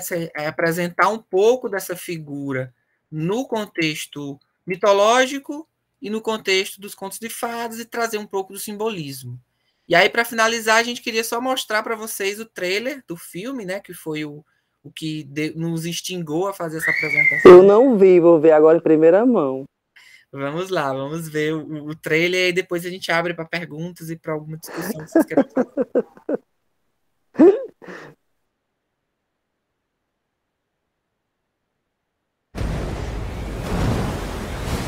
Todos os homens no combate! Abandonar o navio!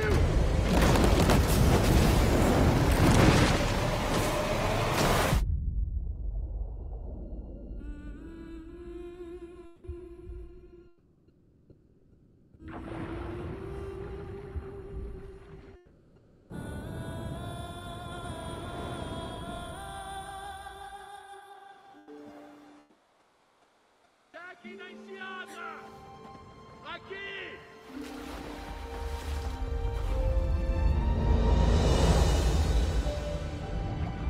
Você quebrou as regras. Você foi para a superfície. Um homem estava se afogando, eu tive que salvá-lo. Essa obsessão pelos humanos tem que parar. Eu só quero saber mais sobre eles. Ariel! Não! Pobrezinha.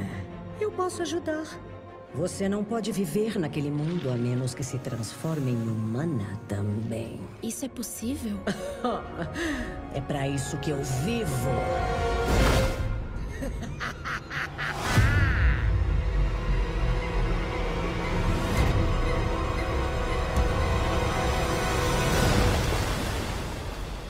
Tem alguma coisa diferente em você. Não me conta o que é. Ela tem pernas, seu idiota! Eu não sei bem como explicar que alguma coisa vai começar. Só sei dizer que eu vou viver fora do mar. Ele é humano. Você é uma sereia. Mas isso não nos torna inimigos.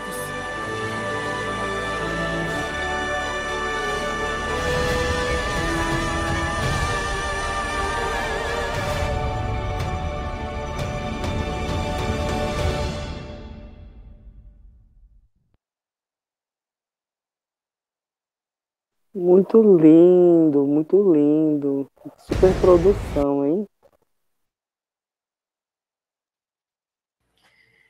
E é isso, gente. Agora, se vocês quiserem fazer perguntas, comentários, podem ficar à vontade.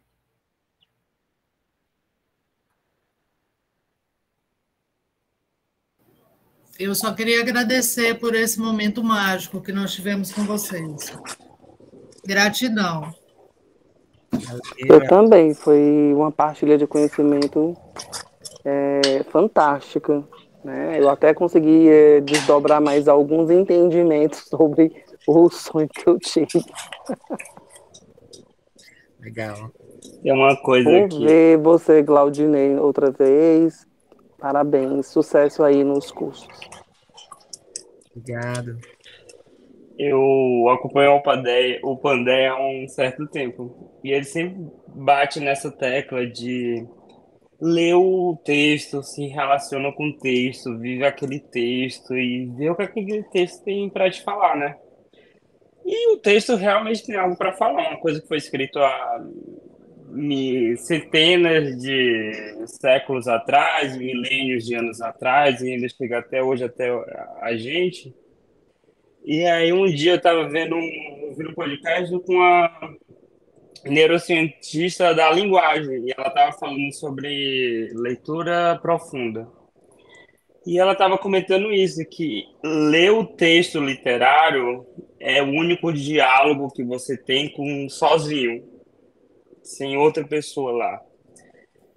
E aí, para tudo na vida, seja a odisseia, seja um fim de um relacionamento, seja uma homofobia, seja o que for que você tenha na vida ou traga com você e se relacione há muito tempo, tem uma coisa ali naquela relação que traz uma riqueza, sabe? Demorou tempo, eu voltei naquele capítulo, não entendi, aqui foi fácil e não sei o quê.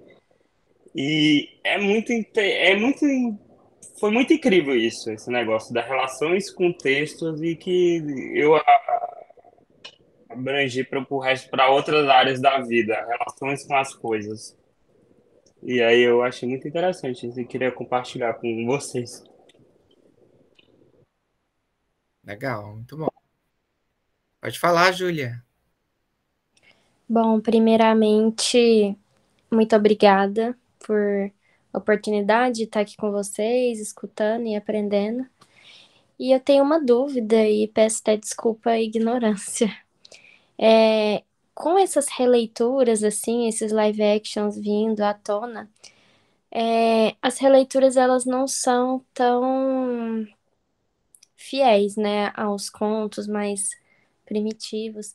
Não tem uma perda do símbolo com elas? Vai depender muito, Júlia, de como essa releitura vai ser feita, né? Porque também a gente não pode falar de uma forma assim ingênua de achar que, né, você não é capaz de eliminar o elemento do símbolo e tal. Se eu quero criar uma história com um determinado propósito consciente, eu quero falar sobre assunto tal, eu quero trazer à tona uma questão, como você está trabalhando com os aspectos da consciência, pode ser, sim, que alguns elementos simbólicos sejam removidos, sejam alterados, sejam perdidos. Isso é fato, né? Mas o Jung falava que sempre você vai ter ali, junto com o autor, o elemento inconsciente presente também, né? E aí ele vai dizer, tem obras que são frutos da consciência, mas tem obras que têm uma participação do inconsciente de uma forma tal que os elementos simbólicos podem ser alterados, mas eles ainda estão lá. Eles ainda trazem algum tipo de compensação para a consciência, né? Então a resposta é assim: é possível que perca? É. Mas também é possível que não perca. Vai depender de como esse processo de adaptação, como esse processo de reescritura, de adaptação, de reconstituição dos elementos simbólicos são realizados, que a gente vai ter elementos simbólicos ou não. E isso é, de certa forma, algo bom. Por quê? Porque a gente, hoje, tem uma necessidade compensatória do inconsciente que é diferente da época em que as histórias foram escritas, né? A gente passa por outros momentos, por outros processos agora. Então, essas adaptações, muitas vezes, elas trazem algumas compensações relacionadas com a nossa época. Então, é interessante que haja realmente essas adaptações. Mas, como eu falei, de novo, vai depender muito do propósito de quem está fazendo. Né? Se existe um propósito comercial, se existe um propósito puramente de falar em determinados tópicos que são relacionados conscientemente, aí pode ser que algum símbolo seja perdido. Né? É mais lúdico e comercial, né? Que essas adaptações ocorrem mesmo. Eu falando agora do ponto de vista literário, né? Que eu sou da literatura, né? E eu aprendi com o tempo, gente. Eu confesso a vocês que não foi algo que me veio naturalmente. Né? Eu sou da literatura, trabalho com literatura clássica, né? Minha pesquisa do doutorado e do mestrado foi com literatura, especialização, tudo literatura clássica. E eu demorei muito para entender que um filme é uma outra obra de arte. Por mais que ela seja inspirada, por mais que o roteirista tenha mergulhado profundamente na obra, o roteirista e toda a equipe está transpondo para outro gênero, bem diferente. Ele vai fazer uma série de escolhas, né, de afinidades, até a gente. Façam essa experiência, leiam um conto essa semana, guardem isso na memória e tentem ler esse conto daqui a 1 ano ou 2 anos. Esse conto vai ter aspectos diferentes para a gente, porque a pessoa que vai ler daqui a 1, 2 anos já é outra pessoa. A não ser que você tenha se trancado dentro de um quarto, sem leitura, sem experiência de vida nenhuma. Mesmo assim, eu ainda acredito que o texto ainda diria coisas diferentes. E eu aprendi com o tempo a entender que é uma nova obra. Né? Eu fico pensando, é mercadológico? Sim, gente, a gente está vivendo esse boom desse mercado instantâneo. Às vezes tem livros saindo num ano e no ano seguinte eles já viram filme. Né? A gente está vivendo essa questão mercadológica muito fácil, muito rápido, muito intensa, mas eu não... Tem obras ruins? Provavelmente, mas eu não vejo isso como um aspecto negativo para que a obra não seja carregada de significado, de simbologia, né? Eu tenho toda live que eu faço, só essa semana eu acho que eu já falei 2 vezes isso. Eu gosto de falar sobre uma coisa, sobre gênero literário, que determinadas épocas produziram intensamente determinados gêneros.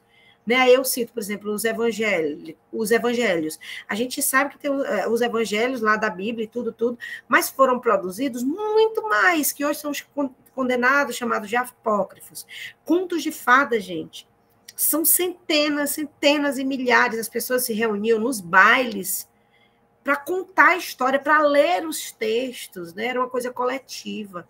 E por que num período assim de 200 anos se produziu tanto? Né? E essa pergunta que eu faço para o passado, e faço até contemporâneo mesmo, por que se produziu tanto quadrinho no começo do século XX, e por que agora, no final do século XX, começo do século XXI, e principalmente no século XXI, a gente viveu o boom dessas adaptações do quadrinho para o cinema, né? E eu entendo isso como um movimento mesmo social, né? É o mundo que conspira para que a gente passe a estudar mais sobre contos de fadas, estudar mais sobre mitologia, consumir mais esses filmes, porque agora a onda de live action, gente, eu adoro. Né? Compro o que é isso, hein? Live o quê? Eu não sei o que é live isso. É a versão de filme dos desenhos animados, das animações. A gente teve do Rei Leão, teve do Aladdin, teve da Mulan, Bela e a Fera com a linda assim, Emma Watson gente, olha, Bela. Né? Eu lembro quando só para quando eu trabalho, eu percebo isso como um movimento, sabe? Desses filmes. É como se... Eu não posso usar os termos da psicologia, não, gente, porque eu não sou da psicologia, mas eu convivo tanto com ele que às vezes eu me atrevo. Eu acho que é um movimento do próprio inconsciente, do inconsciente coletivo, entendeu? A gente precisa revisitar esses textos, revisitar essas histórias, né? Mesmo que elas tenham... Assim, eu não sei se vocês viram, gente, qual é? Cruella? Foi Cruella, não foi? Foi Cruella que teve live action? Gente, como eles redefiniram a personagem, mantendo as características dela, foi muito lindo. Né? Quem não assistiu, assista.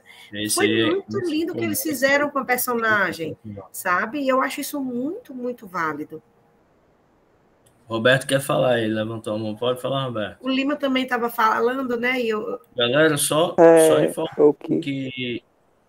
que aí as inscrições estão abertas da turma, tá bom? Né? Então, quem tiver interesse, fala comigo, tem um WhatsApp, tem um vídeo aí que eu enviei no chat também, que vocês podem assistir com... A gente faz toda a discriminação de como é que é o curso, os horários, dias, datas. Então, podem falar comigo, que eu estou recebendo já matrícula, já comecei a receber documentação de alguns alunos, beleza? Vai, Roberto. Beleza. Roberto vai falar? Pode falar, Lima, fala depois. Tá, então assim, essa questão das adaptações, né, que a Júlia perguntou se... Peraí, só um instantinho. Se a questão do símbolo, né, perde o significado e tudo. Nessas adaptações, realmente, mercadologicamente, né, tem essa questão do comércio, né? E eu lembrei muito da época quando eu trabalhava na TV e eu já estava indo para o formato de escrita e quando passei para a escrita, eu fui entrevistar um global no Porto, na Escola Porto Iracema das Artes, ali na Praia de Iracema, e eu fiz uma pergunta bem básica para ele, eu até nem me lembro, né, o que foi que eu perguntei, mas ele disse assim para mim,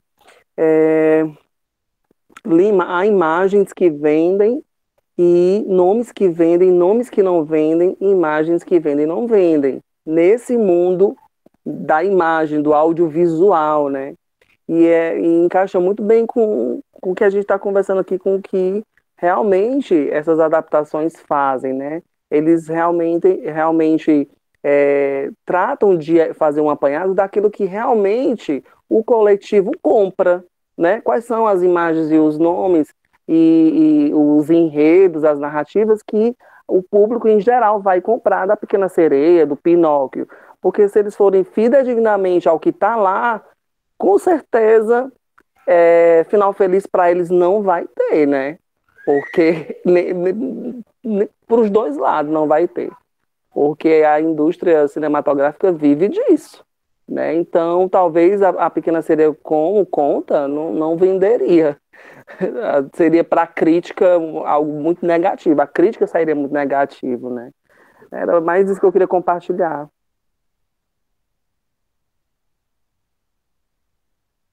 Roberto. Eu não lembro, eu creio que foi com vocês, do pai dela, mas eu vi alguém comentando que, tipo, falando sobre o Thor, que existe o Thor mitológico, existe o Thor da Marvel. E aí, essa pessoa estava comentando que, tipo, o Thor da Marvel talvez tenha sido parecido com o Thor da imaginação popular da época. E aí, às vezes, como a gente pega os textos e tudo mais, fica mais com aquela versão intelectualizada, mais profunda, mais espiritualizada da figura. Enquanto como a figura do Thor, pelas massas, podia ter se visto como aquele cara lá que é brincalhão, que salva o mundo e tudo mais, e não leva as coisas muito a sério. Era isso. Roberto, a gente, há um tempo atrás, a gente tinha um grupo de mitologia nórdica, eu, Ney, o Hélio e outras pessoas, e aí a gente falou justamente isso mesmo, o Thor da Marvel não tem nada a ver com o Thor da mitologia, né? O Thor da Marvel é um crossfiteiro vegano,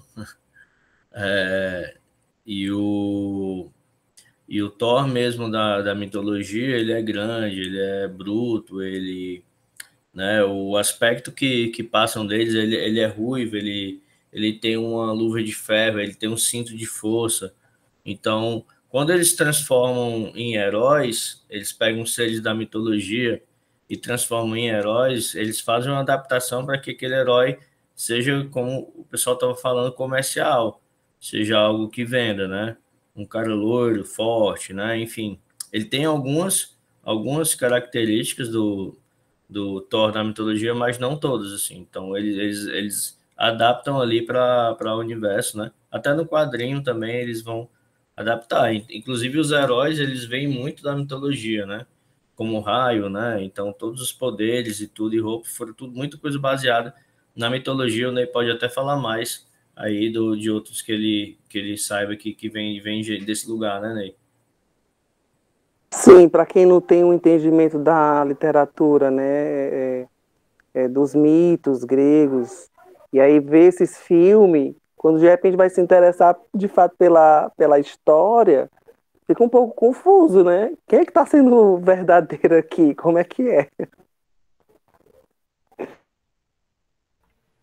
Mas como a Dani falou, né? A gente tem que entender como duas coisas diferentes mesmo, né?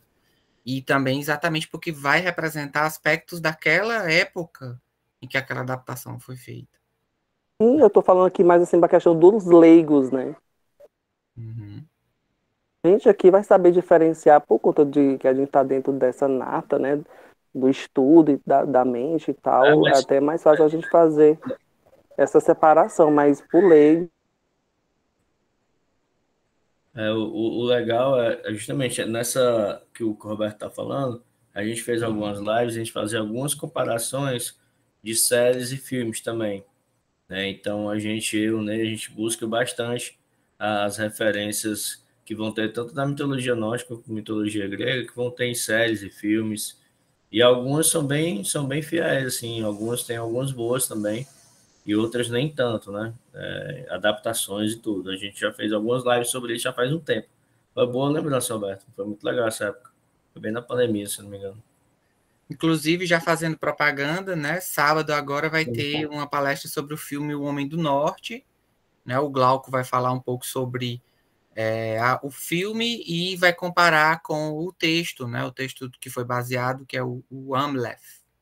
A história que inspirou o Hamlet também do Shakespeare, né?